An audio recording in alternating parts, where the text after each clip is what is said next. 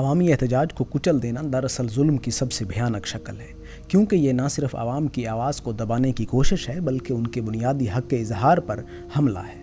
جب عوام سڑکوں پر نکلتی ہے تو اپنی بھوک، غربت، ناانصافی اور استحصال کے خلاف چیخ رہے ہوتے ہیں، لیکن طاقتور طبقہ جو اپنی کرسی اور مفادات کو بچانے کے لیے ہر حد پار کر جاتا ہے، ان احتجاجوں کو طاقت کے زور پر کچل دیا جاتا ہے۔ پولیس کی لاٹھیاں، آنسو گیس، گرفتاریاں اور خون بہانا اس نظام کا معمول بن چکا ہے۔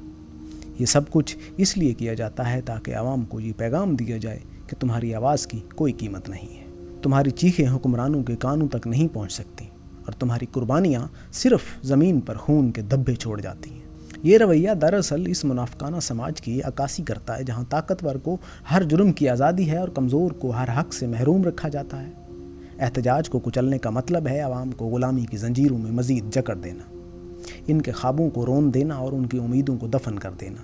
یہی وہ حکمران ہیں جو انتخابات کے وقت عوام کے سامنے جھوٹے وعدوں کی بارش کرتے ہیں، لیکن جب عوام ان وعدوں کو ٹوٹنے پر سوال کرتی ہے تو انہیں غدار، دشمن یا فسادی قرار دیا جاتا ہے۔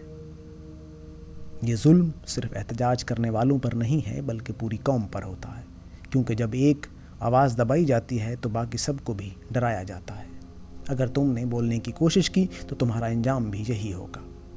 عوامی احتجاج کو کچلنا دراصل اس بات کا اعلان ہے کہ حکمران عوام کو انسان نہیں سمجھتے بلکہ غلام سمجھتے ہیں۔ یہ وہی سوچ ہے جو صدیوں سے کمزور کو دبانے اور طاقتور کو بچانے کے لیے پروان چڑھائی گئی ہے۔ لیکن تاریخ گواہ ہے کہ جب عوام کی آواز کو بار بار دبایا جاتا ہے تو ایک دن طوفان بن کر اٹھتی ہے۔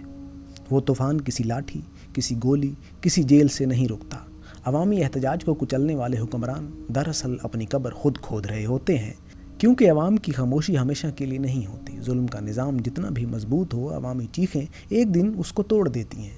یہی وہ تلخ حقیقت ہے جسے طاقتور کبھی ماننا نہیں چاہتے، لیکن وقت انہیں مجبور کر دیتا ہے کہ وہ عوامی طاقت کے سامنے جھک جائیں۔